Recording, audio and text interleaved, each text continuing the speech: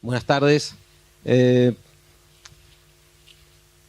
La presentación que voy a hacer tiene como fundamento tratar de explicar la función del entrepreneur en el mercado y sobre todo en la sociedad y la colaboración que traen los emprendedores cada vez que actúan en la sociedad, los riesgos que toman, la percepción que hay de ellos, el impacto que tienen. Y para eso primero los voy a situar un poco en el contexto histórico de cómo fue la evolución, especialmente a partir de 1800 en adelante, y luego tratar de agarrar un par de ejemplos y ver cómo funciona la propuesta teórica de Schumpeter con alguno de estos emprendedores, ¿no? Entonces, el primer punto que siempre me gusta señalar es que, por lo general, yo como profesor de historia económica veo que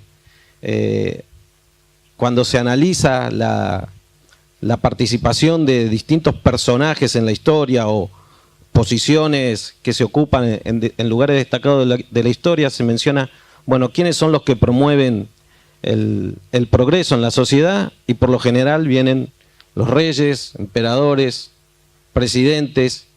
Luego se habla de filósofos, intelectuales, científicos, militares, líderes religiosos, líderes sociales, artistas, últimamente aparecen muy mencionados, ¿no? Pero nada se dice de los emprendedores. ¿Qué pasa con los emprendedores? Cuando se habla de los empresarios, ¿qué se dice, no? Por lo general, todas estas connotaciones negativas.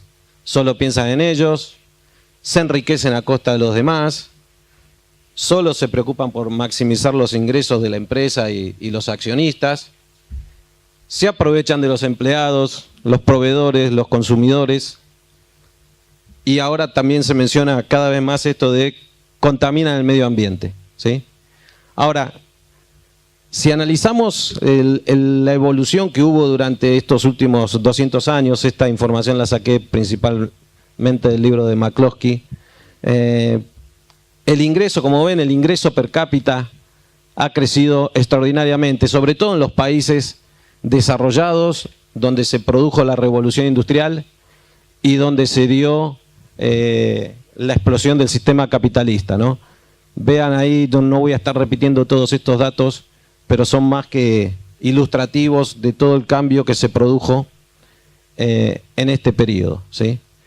Esto es algo que también McCloskey señala en su libro, ¿no? Esta proyección de lo que se llama el efecto del palo de hockey, y cómo durante casi 7000 años el promedio diario fue de unos $3, y a partir de 1800, con la incorporación de tecnología, la división del trabajo, el desarrollo de la revolución industrial, el consumo diario creció de 30 o más dólares diarios, ¿no? Llegar a algunas sociedades, a algunos países, a casi $200 diarios, sin dejar de tener en cuenta además que la población se duplicó de 1800 a 1900 y de 1900 al 2000 se triplicó, ¿sí? Entonces, esto no es solamente tiene que ver con una mejora en la calidad, sino para muchas más personas, ¿no? Entonces, ¿cómo es que se logra todo esto? ¿Cuáles son los cambios que se dan ahí, ¿no? Y, digamos, no solamente se dieron estos cambios por acumular capital y dinero, sino también por ser más eficientes a la hora de utilizar todo esto, ¿sí? Y acá se producen algunos cambios en los cuales los emprendedores están muy metidos, y sobre todo en los que también ponen en riesgo actividades de otras personas, y que quizás sirven para explicar de alguna manera el rechazo que muchas veces reciben, ¿no? Las nuevas ideas, como puse acá, lo que resalto es lo que más a mí por lo menos me llama la atención siempre. Las nuevas ideas perjudican a la gente que se gana la vida haciendo las cosas de una manera tradicional. Entonces, esto implica un cambio terrible. Acá hay el ejemplo de la máquina a vapor, de la utilización del ferrocarril, la electricidad, y viniendo más a nuestro tiempo, los supermercados, el teléfono, etcétera, ¿no? Ahora, estos cambios que por lo general perjudican momentáneamente, temporalmente, a los que venían haciendo las cosas de una determinada manera, siempre beneficia a la gente de menos recursos, ¿no? Porque de alguna manera la justificación del sistema es que el objetivo principal es producir para los que menos tienen, es producir para las masas, ¿no? De alguna manera la justificación, muchas veces nos preguntan, ¿no?, la justificación ética del capitalismo, etcétera, y está en que produce mayor cantidad de bienes para la gente que menos tiene. Si bien muchas veces puede ser que los primeros en acceder a estos bienes, como vamos a ver luego, son las personas de mayor poder adquisitivo, aún así estos están jugando un rol muy importante, porque son de alguna manera el conejillo de Indias que están probando a ver qué tecnologías va, qué adelantos van o no. Y una vez que estos funcionan, se empiezan a producir de manera masiva, ¿sí? Entonces, ¿quién es el motor de todo este cambio? Es el emprendedor, ¿no? El emprendedor que introduce nuevas formas de producir, nuevas formas de transportarnos, nuevos bienes, a nuevos mercados, se abren a nuevos mercados, muchas veces crean nuevos mercados, ¿sí? Y nuevas formas de organización administrativa. No solamente muchas veces uno se queda con un desarrollo tecnológico, pero sí también ven la manera de mejorar la forma de administrar un negocio, ¿no? Y esa transformación la llevan a otros negocios que luego se benefician de la misma, ¿no? Un caso muy conocido es el caso del desarrollo de la administración moderna por parte de los ferrocarriles. El ferrocarril no solamente tiene un impacto extraordinario en el costo del transporte, en la velocidad del transporte, sino que además el desarrollo de este tipo de empresas sirvió para mejorar la administración interna. Todas las cosas que se pusieron en marcha ahí, luego otros negocios los han copiado y los han llevado a la práctica, ¿no? Entonces, acá entra un poco la idea de tomar a Schumpeter con un par de conceptos, no voy a profundizar mucho, ¿no? Pero quizás el que todos conocemos de una vez es este de la destrucción creativa, ¿no? Es decir, esta idea del emprendedor que hace cosas que rompen con la tradición, que rompen con la forma de hacer las cosas. ¿Y cómo lo hacen? Bueno, primero compitiendo en el mercado, ¿no? Sobre todo yo señalo siempre, y me olvidé esta vez, de rescatar esta situación de que siempre del emprendedor del que estoy hablando es el que compite en el mercado, no aquel que tiene un monopolio, un privilegio, sino compitiendo en el mercado. El otro es buscando oportunidades, ¿sí? Estar atento a nuevas oportunidades. Ahí de alguna manera está presente o subyacente el concepto de Kirchner del estado de alertness o el estado de alerta, estar atento, ¿sí? Luego algo que se estuvo hablando también a la mañana, en otros casos cuando hablaban más de temas económicos específicamente, que es tratar de ver qué es lo que quieren los consumidores, adivinar. Muchas veces es solamente una cuestión de suerte, nada más que, como dicen, a la suerte hay que ayudarla, y como dicen los jugadores de golf, cuanto más practico, más suerte tengo, ¿no? Y esto pasa también muchas veces en algunos casos que voy a mencionar, que es intentar hasta que eventualmente sale. Y esto implica arriesgar, ¿no? Arriesgar no solamente capital, arriesgar tiempo también, ¿no? Es un tiempo que uno va consumiendo, que podría estar haciendo otras cosas o que podría haber tomado otro camino, y obviamente también los recursos que utilizan los emprendedores, y acá también muchas veces hay un debate sobre si el emprendedor es el que arriesga el recurso o es el que solamente tiene la idea, y en muchos casos vemos que a veces es la misma persona, ¿no? Y el otro punto clave, que quizás invoque a todos estos anteriores, es salir de la zona de confort, ¿no? Difícilmente uno va a encontrar un emprendedor exitoso que haya hecho las cosas de la manera que se venían haciendo, ¿no? Es decir, es precisamente esto, salir de la zona de confort, arriesgar, buscar nuevos caminos, y vamos a ver luego todo lo que ello implica, porque no es algo sencillo. Por lo general nosotros lo que tenemos es la foto final, ¿no? del exitoso. Los que fracasaron casi nunca se conocen, ¿no? Entonces vemos al exitoso multimillonario con su barco, con su casa, con su avión privado, etcétera. Todos queremos ser ese, ¿no? Eventualmente, o tener lo que tiene ese, ¿sí? Y el otro punto, y ahí ahora menciono algunos ejemplos a continuación, es que además estos emprendedores que se destacan en una actividad terminan impulsando a otros emprendedores que ya están en el negocio o que todavía ni se habían imaginado una oportunidad de desarrollo, ¿no? Entonces, acá podemos ver el caso de, este es Andrew Carnegie, un emprendedor que se desarrolla en Estados Unidos, pero que llega desde Escocia a mediados del siglo XIX, con su familia. O sea, en realidad, este es un caso muy interesante, porque su padre era un artesano de los tejidos en Escocia, no sé si precisamente en Escocia, porque ya estaban en Inglaterra, y la revolución industrial lo dejó sin trabajo. Y el hombre se deprimió, no quiso trabajar más, etcétera. La madre o la esposa de él agarró a los dos hijos y dijo, nos vamos a Estados Unidos, acá no podemos estar más. Y este joven llegó a trabajar a Estados Unidos, bueno, la historia de muchos de estos, primero haciendo trabajos menores, pero el punto más saliente es, se convierte en el magnate del acero. Estados Unidos revoluciona la producción de acero, es una historia muy interesante, pero que no les voy a contar, y desarrolla esta actividad de manera extraordinaria, ¿no? Y otro, quizás más conocido, que es Rockefeller, ¿no?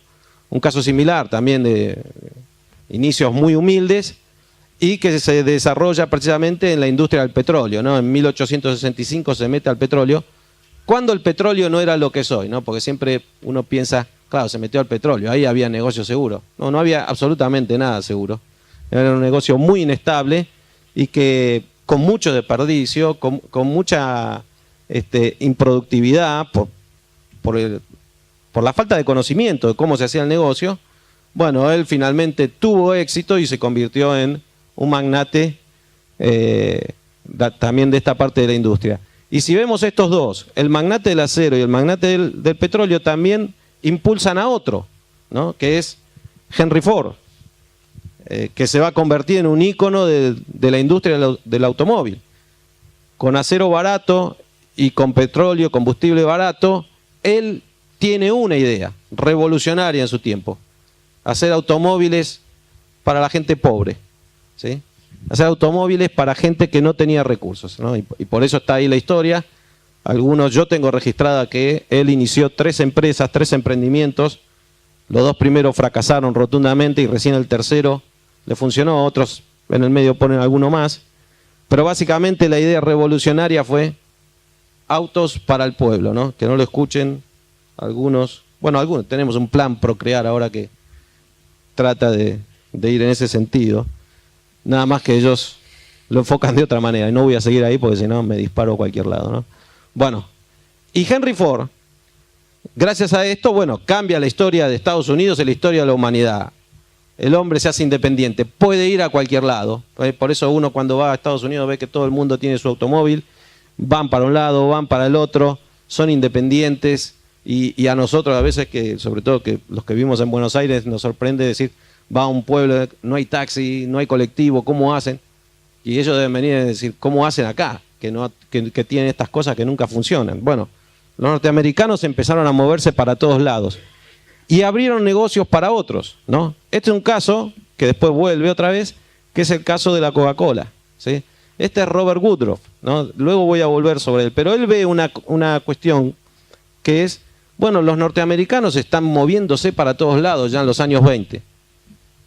Mi bebida tiene que estar en todos lados, ¿no? Que tengan acceso a la misma. Vi una posibilidad, en algún lado él dice, vamos a tomar las rutas, ¿no?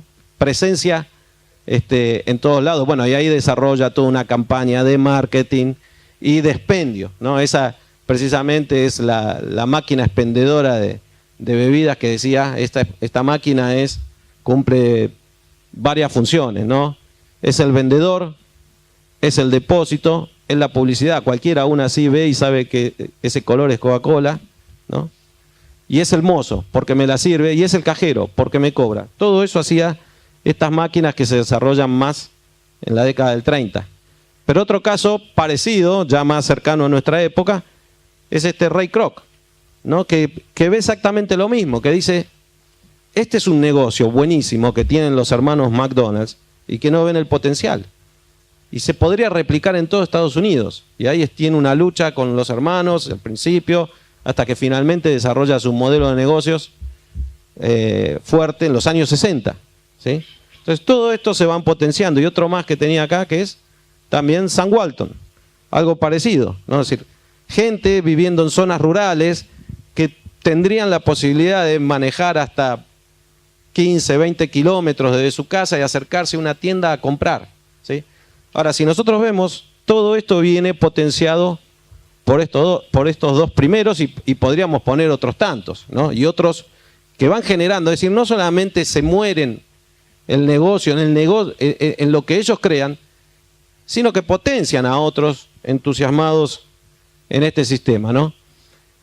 Y relacionado con esto, Schumpeter habla de emprendedores creativos y emprendedores adaptativos. Quizás últimamente la gente se concentra mucho en los que crean, ¿no? En los creativos. El emprendedor creativo es el que genera nuevas condiciones para el mercado, ¿no?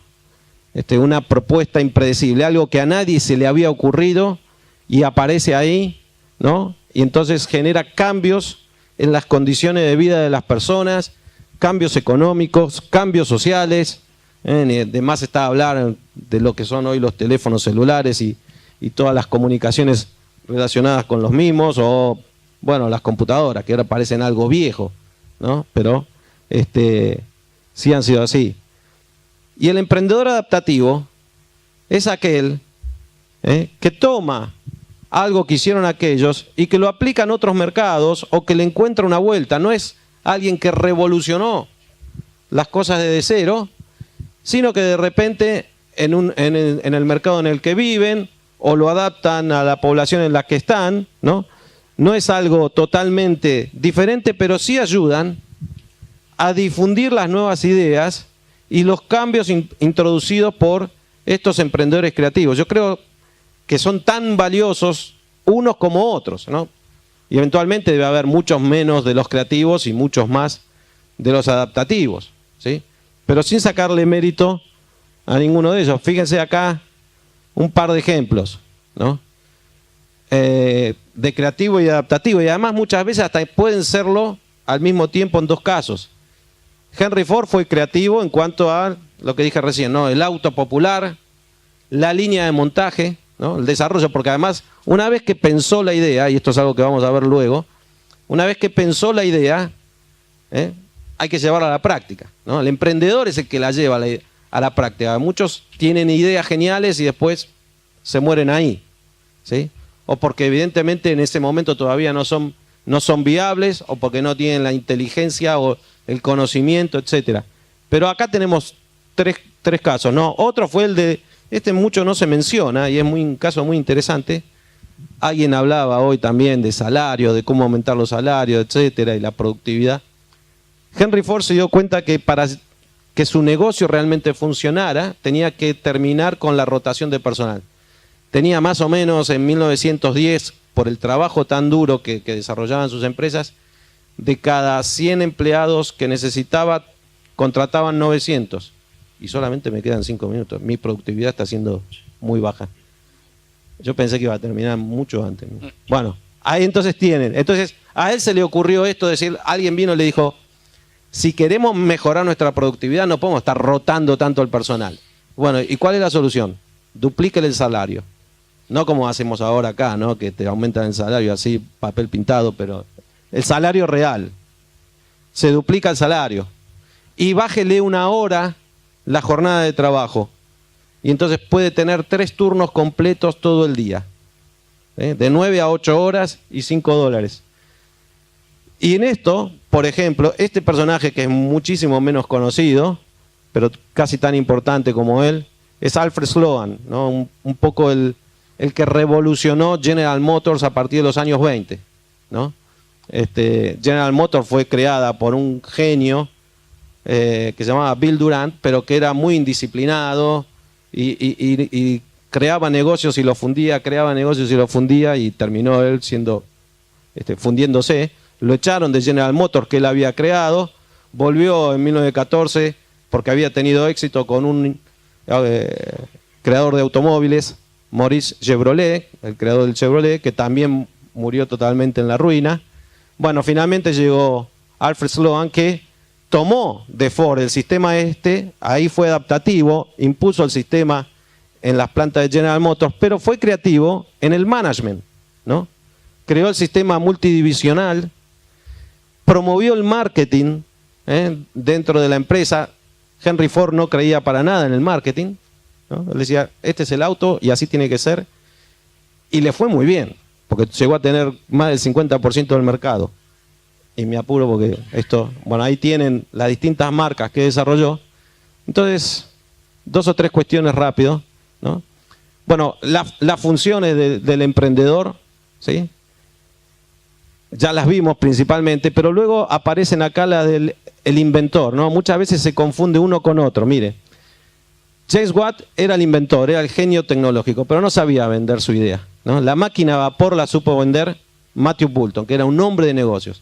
James Watt había tenido una sociedad antes con un tal Reebok y había fracasado rotundamente. Muchas veces ser un inventor no significa que le va a poder sacar el mayor provecho. El inventor de la Coca-Cola fue John Pemberton, ¿no? Un farmacéutico. Pero el que la pudo llevar al gran público fue Robert Woodruff, que el padre que pensaba que era un vago, un inútil, más o menos, ¿no? Abandonó la universidad y le dio una última oportunidad de trabajar con él en la Coca-Cola, que había comprado con otros socios. Y ahí encontró su lugar, ¿no? Bueno, y finalmente, 2 cosas para mencionar. Es que los emprendedores por lo general tienen siempre obstáculos, siempre se están enfrentando al rechazo de los que están acostumbrados a las cosas de una manera, ¿no? El emprendedor es el que rompe con los esquemas, rompe con el sistema. Este es un caso buenísimo, ¿no? De una nieta de esclavos libertos que vio que las mujeres negras iban siempre a la peluquería a pedir que le alisen el cabello, en 1900, ¿no? Y ella estaba ahí en esa cuestión y desarrolló su propio negocio y contra la corriente, ¿no? Porque obviamente como una negra iba a ser empresaria en 1900.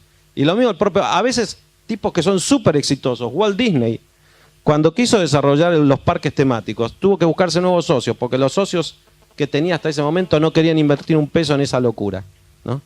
Él luego en su biografía dijo, ellos no podían ver lo que yo tenía en mente. Bueno, ¿quiénes son los que ganan? Más o menos todo el mundo, de los que estamos acá, creo que lo saben, ¿no?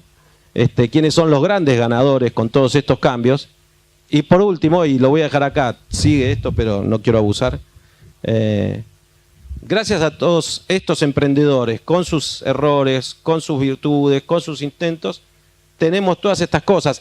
A ningún rey, a ningún filósofo, a ningún presidente, a ningún artista se le ocurrió nada de todo esto. Esto es producto de emprendedores, medicinas, transportes, comunicaciones, aún entretenimiento, porque muchas veces los artistas que son tan anticapitalistas, menos a la hora de cobrar el cheque, dependen de un productor que arriesga el dinero, ¿no? Que les paga meses de ensayos previos o que les paga los instrumentos, lo que fuere, o las pinturas. Miguel Ángel no pintaba gratis, Botticelli no pintaba gratis, ¿sí? Y hoy todo el mundo los admira y lo hacían por dinero, y lo mismo que hacen muchos de los que tenemos en la actualidad. Bueno, atrás siempre hay alguien ahí que está arriesgando, pero lamentablemente bueno, muchas gracias, Alejandro. Sin tiempo.